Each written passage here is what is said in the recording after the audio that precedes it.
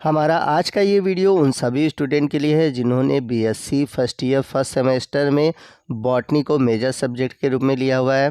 और जो भी स्टूडेंट हमारे महात्मा गांधी काशी विद्यापीठ के हैं उनके एग्ज़ाम 19 मार्च 2026 को होने वाले हैं। और जैसा कि आप सभी जानते हैं, आपके बॉटनी के पेपर का टाइटल है माइक्रोबायोलॉजी एंड प्लांट पैथोलॉजी। तो टाइम टेबल के अकॉर्डिंग देखा जाए तो आपके एग्ज़ाम बहुत जल्द होने वाले हैं। और आप सभी की सबसे बड़ी प्रॉब्लम यह है कि आप सभी की तैयारी ठीक से नहीं हुई है। अगर तैयारी हुई भी है तो आपके दिमाग में ये है कि किस यूनिट से किस तरह के क्वेश्चन पूछे जाएंगे, कौन से क्वेश्चन बहुत इम्पॉर्टेंट है। तो आपके इस प्रॉब्लम का जो सल्यूशन है आज के इस एक सिंगल वीडियो में मिलने वाला है, क्योंकि आज के इस वीडियो में मैं यूनिट 1 से लेकर यूनिट 8 तक के जितने भी मोस्ट इम्पॉर्टेंट क्वेश्चन है जो कि प्रीवियस ईयर में महात्मा गांधी काशी विद्यापीठ में पूछे गए हैं, और वे सभी क्वेश्चन चाहे शॉर्ट क्वेश्चन हो या फिर लॉन्ग क्वेश्चन हो, उन सभी क्वेश्चन को आज एक सिंगल वीडियो में लेकर आया हूं, ताकि आप ये एक सिंगल वीडियो देखकर जितने भी इम्पॉर्टेंट क्वेश्चन हैं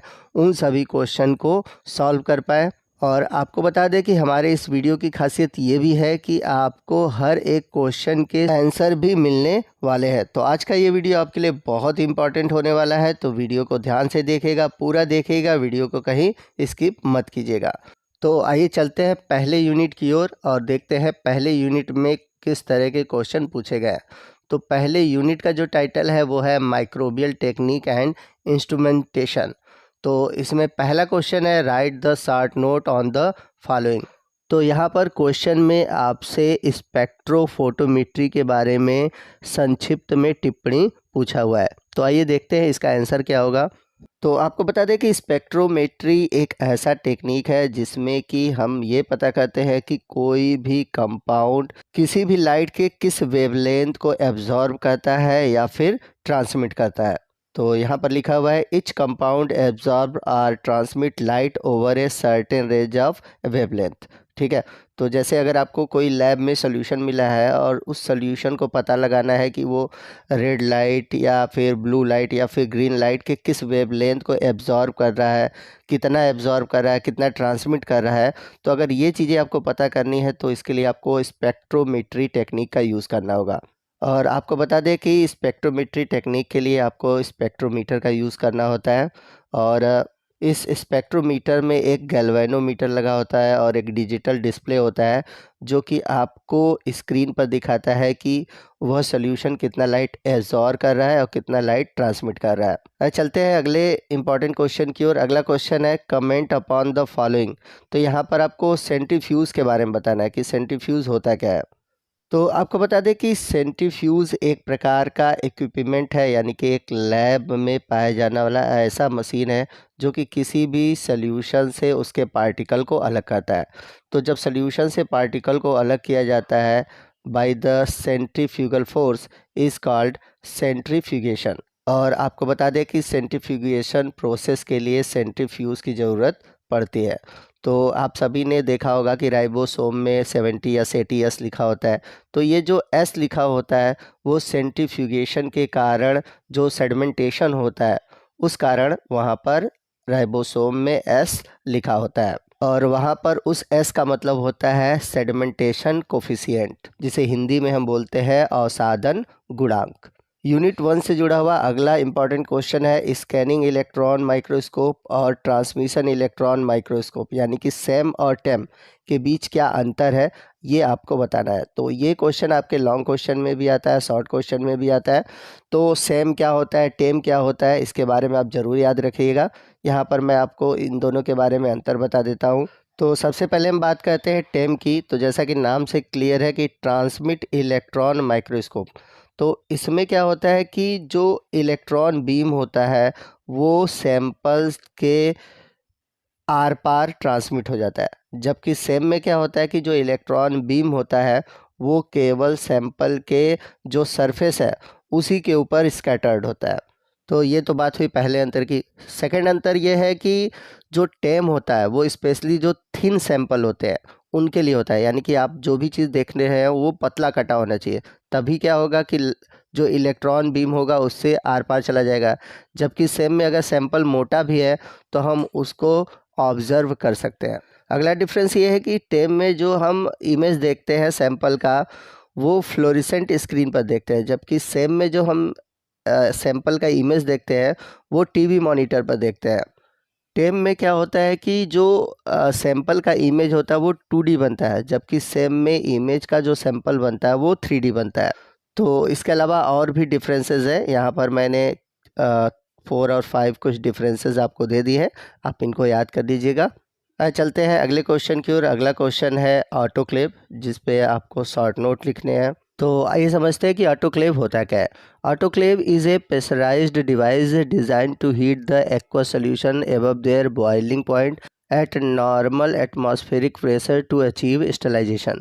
तो ऑटोक्लेव में होता क्या है कि ये एक ऐसा डिवाइस है जिसमें कि एक्वा सोल्यूशन को, यानी कि जो जलीय विलयन होते हैं उनको बॉइलिंग पॉइंट से ऊपर एटमॉस्फेरिक प्रेशर पर क्या किया जाता है, स्टरलाइज किया जाता है।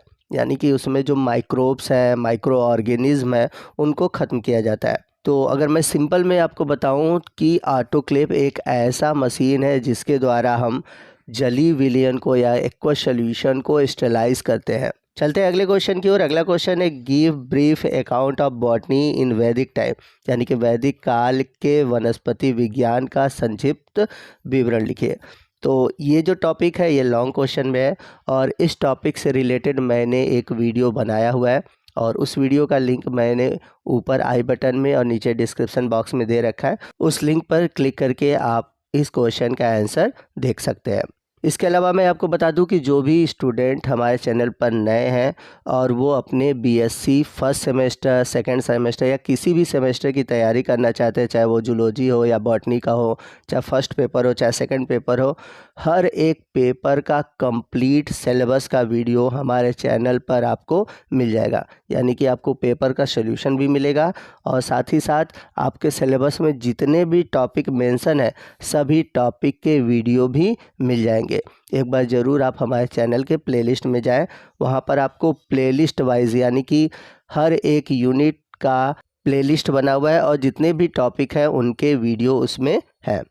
चलते हैं यूनिट 1 से जुड़े हुए अगले क्वेश्चन की ओर। अगला क्वेश्चन है what is difference between magnifying power and resolving power of a microscope, यानी कि सूक्ष्मदर्शी की जो आवर्धन शक्ति और विभेदन शक्ति है उनमें क्या अंतर है। और यहाँ पर एक क्वेश्चन भी दिया हुआ है कि लेंस में लगा हुआ एक ऑब्जेक्टिव लेंस है जिसकी पावर है 10x और आई पीस लेंस है जिसकी पावर है 15x। तो आपको इसकी मैग्नीफिकेशन पावर क्या होगी ये बताना है। तो मैग्नीफिकेशन पावर और रिजॉल्विंग पावर में क्या डिफरेंस है, इसको समझने से पहले आइए हम समझते हैं कि ये दोनों चीज़ें हैं क्या, ये दोनों टर्म है क्या। तो अगर हम बात करें मैग्नीफिकेशन की, तो मैग्नीफिकेशन का मतलब है कि जब हम किसी ऑब्जेक्ट को देख रहे हैं तो वो ऑब्जेक्ट हमें कितना बड़ा दिखाई दे रहा है रियल साइज से, वो क्या कहलाता है, मैग्नीफिकेशन। यानी कि हम 4 गुना बड़ा देख रहे हैं, 10 गुना देख रहे हैं, 50 गुना बड़ा देख रहे हैं, ठीक। और रिजोल्यूशन का मतलब होता है कि जो ऑब्जेक्ट है वो हमें कितना साफ दिखाई दे रहा है, कितना क्लियर दिखाई दे रहा है। या फिर हम कह सकते हैं कि ऑब्जेक्ट में अगर कोई दो चीज़ें हैं तो वो दोनों हमें कितना दूर, कितना क्लियर दिखाई दे रही हैं, वो कहलाएंगी रिजॉल्विंग पावर। जैसे आप पहले इमेज में देख सकते हैं कि यहाँ पर आप देख रहे हैं आपको धुंधला दिख रहा है, यानी कि यहाँ पर रिजॉल्विंग पावर कम है। अगले इमेज में थोड़ा सा क्लियर दिख रहा है और दूसरे इमेज में आप क्लियरली देख सकते हैं कि 2 डॉट के बीच गैप है, ठीक है। तो मतलब ये जो बात हुई ऐसे, मतलब लेंस जो ये चीज़ को हमें क्लियर दिखाई देता है, क्लियर दिखाने का काम जो करता है वो कहलाता है रिजोल्यूशन, ठीक। और बड़ा दिखाने का काम क्या कहलाता है, मैग्नीफिकेशन। तो यहाँ पर रिजोल्विंग पावर और मैग्नीफिकेशन पावर में क्या डिफरेंस है ये मैंने दे दिया हुआ है, आप इसको लिख लीजिए, याद कर लीजिए। नेक्स्ट हम बात करते हैं क्वेश्चन में दिए गए क्वेश्चन की। तो उसमें मैग्नीफिकेशन पावर पूछा है, आपको ऑब्जेक्टिव लेंस और आई पीस लेंस इन दोनों का पावर दिया हुआ है 10x और 15x। तो मैग्नीफिकेशन पावर निकालने के लिए हम दोनों का मल्टीप्लाई कर देंगे तो आपका आंसर आएगा 150। यानी कि अगर हम कोई भी ऑब्जेक्ट अगर देख रहे हैं तो उस ऑब्जेक्ट की साइज़ उसके रियल साइज़ से 150 गुना बड़ा दिखाई देगी। तो ये तो बात हुई यूनिट 1 की। आइए चलते हैं यूनिट 2 की ओर, जिसका टाइटल है माइक्रोबियल वर्ल्ड। और इससे जुड़ा हुआ हमारा आज का पहला क्वेश्चन है व्हाट इज़ क्यूरम सेंसिंग। तो क्यूरम सेंसिंग क्या होता है इसके बारे में आपको बताना है। तो इस टॉपिक से रिलेटेड मैंने वीडियो अपलोड किया हुआ है, आप वो वीडियो देख लीजिए। और आपको बता दें कि आगे जितने भी क्वेश्चन हैं उसके आंसर मैं आपको प्रोवाइड नहीं कराऊंगा, क्योंकि उन सभी के वीडियो अपलोड है। लेकिन आप चाहते हैं कि मैं हर एक क्वेश्चन के आंसर अलग से आपको प्रोवाइड करा दूं, तो आप कमेंट करिएगा। मैं जितने भी क्वेश्चन इस वीडियो में लिया हूं उन सभी क्वेश्चन के आंसर आपको अलग से प्रोवाइड करा दूंगा एक ही वीडियो में। लेकिन आपको अधिक से अधिक कमेंट करना होगा, तभी मैं इस टॉपिक से वीडियो बनाऊंगा। अगला क्वेश्चन है, mention any 2 important characteristic of mycoplasma. Mycoplasma से जुड़े हुए आपको 2 महत्वपूर्ण विशेषताएं बतानी है। तो एक क्वेश्चन माइकोप्लाज्मा से जुड़ा हुआ है, मैं आपसे पूछना चाहता हूं कि माइकोप्लाज्मा को किस और नाम से जाना जाता है। बहुत फेमस नाम है, आप हमें कमेंट करके इसका आंसर बताएंगे अगर आपको इसका आंसर पता है। अगर नहीं भी पता है तो कमेंट करिएगा, मैं आपको इसका आंसर कमेंट बॉक्स में बता दूंगा। यूनिट सेकंड से जुड़ा हुआ अगला बड़ा इंपॉर्टेंट क्वेश्चन है, प्लाज्मिड। आपको बताना है कि प्लाज्मिड क्या होता है। तो आप सभी ने बैक्टीरिया में पढ़ा होगा कि बैक्टीरिया में एक्स्ट्रा क्रोमोसोम पाया जाता है जिसको हम बोलते हैं प्लाज्मिड। और प्लाज्मिड 3 टाइप के होते हैं, एफ प्लाज्मिड, कोल प्लाज्मिड और आर प्लाज्मिड। तो इस पे मैंने वीडियो बनाया हुआ है, आप वो वीडियो देख लीजिएगा। चलते हैं अगले क्वेश्चन की ओर। अगला क्वेश्चन है, describe the process of transformation in bacteria, यानी कि बैक्टीरिया में रूपांतरण की प्रक्रिया को आपको समझाना है। तो ये लॉन्ग क्वेश्चन है और आपको बता दें कि ट्रांसफॉर्मेशन जब भी पूछेगा तो इस क्वेश्चन में आप ग्रिफिथ के एक्सपेरिमेंट को बताएंगे। याद रखिएगा कि ट्रांसफॉर्मेशन के लिए आपको किसका एक्सपेरिमेंट बताना है, ग्रिफिथ का एक्सपेरिमेंट बताना है, क्योंकि ग्रिफिथ के एक्सपेरिमेंट के थ्रू ही बैक्टीरिया के ट्रांसफॉर्मेशन को डिस्क्राइब किया गया है। अगला क्वेश्चन है, explain lytic and lysogenic cycle with a suitable diagram. तो ये तो क्वेश्चन बहुत ही इंपॉर्टेंट है और ये क्वेश्चन कई बार रिपीट हुआ है। तो आपने बैक्टीरियोफेज पढ़ा होगा तो आपको पता होगा लाइटिक और लाइसोजेनिक साइकिल क्या होता है। और यदि आपको इसका आंसर नहीं पता है तो इस टॉपिक से रिलेटेड वीडियो बना हुआ है, आप ज़रूर वो वीडियो देखिए। आपको वीडियो हिंदी और इंग्लिश दोनों में ही मिल जाएंगे। चलते हैं अगले क्वेश्चन की ओर और अगले क्वेश्चन में 60 नोट लिखने हैं। पहला आपको बैक्टीरियोफेज का डायग्राम बनाना है और दूसरा आपको ग्राम पॉजिटिव बैक्टीरिया के बारे में बताना है। यहाँ पर मैं आपको बता दूँ कि ग्राम पॉजिटिव और ग्राम निगेटिव बैक्टीरिया में क्या डिफरेंस है, ये भी बहुत क्वेश्चन पूछा जाता है और इस क्वेश्चन को आप तैयार रखिएगा। चलते हैं यूनिट 3 की ओर। यूनिट 3 है फाइकोलॉजी, जिसमें कि एल्गी से जुड़े हुए आपको क्वेश्चन देखने को मिलेंगे। तो पहला जो क्वेश्चन है वो है, डिस्क्राइब लाइफ साइकिल ऑफ कैरा। तो कैरा के जीवन चक्र का वर्णन करना है और साथ ही साथ अगर उस टॉपिक से रिलेटेड फिगर है तो फिगर तो होगा ही, तो उस डायग्राम को भी आपको बनाना है। तो लॉन्ग क्वेश्चन है, इसको तैयार रखिएगा। अगला भी क्वेश्चन लॉन्ग ही क्वेश्चन है, describe the process of sexual reproduction in ectocarpus. तो इक्टोकार्पस में लैंगिक जनन कैसे होता है, इस प्रक्रिया का आपको वर्णन करना है। तो इस टॉपिक से रिलेटेड अभी मैंने वीडियो अपलोड नहीं किया हुआ है, 1-2 दिन में इस टॉपिक से रिलेटेड वीडियो अपलोड हो जाएंगे। आइए चलते हैं यूनिट 4 की ओर। तो यूनिट 4 है माइकोलॉजी, यानी कि इसमें फंजाई से जुड़े हुए क्वेश्चन मिलेंगे। और ये जो यूनिट है बहुत ही इंपॉर्टेंट है, क्योंकि इस यूनिट से बहुत सारे क्वेश्चन बनते हैं। तो पहला क्वेश्चन है, फ्रूटिंग बॉडी ऑफ एस्कोमाइसिटीज़। तो एस्कोमाइसिटीज़ में फ्रूटिंग बॉडी कैसी बनती है, आपको इसके बारे में बताना है। जैसे यहाँ पर मैं आपको एक एग्जांपल बता देता हूँ। अगर आपने मशरूम पढ़ा होगा, यानी कि एगेरिकस पढ़ा होगा, तो एगेरिकस की जो फ्रूटिंग बॉडी होती है, ठीक है, चूँकि एगेरिकस एस्कोमाइसिटीज़ ग्रुप का है, तो उसमें आप देखेंगे ऐसे ही फ्रूटिंग बॉडी देखने को मिलती है। अगला क्वेश्चन है, describe the life cycle of Puccinia Gramineae with help of suitable diagram. तो पक्सिनिया ग्रैमिनी के जीवन चक्र का आपको सचित्र वर्णन करना है। और आपको बता दें कि इस टॉपिक से रिलेटेड मैंने एनिमेटेड वीडियो अपलोड किया हुआ है, यानी कि एनिमेशन के थ्रू आप इसके लाइफ साइकिल को देख सकते हैं और ईजिली इस टॉपिक को समझ सकते हैं। अगला क्वेश्चन है, describe the life cycle of peziza. तो पेजाइजा के जीवन चक्र के बारे में बताना है।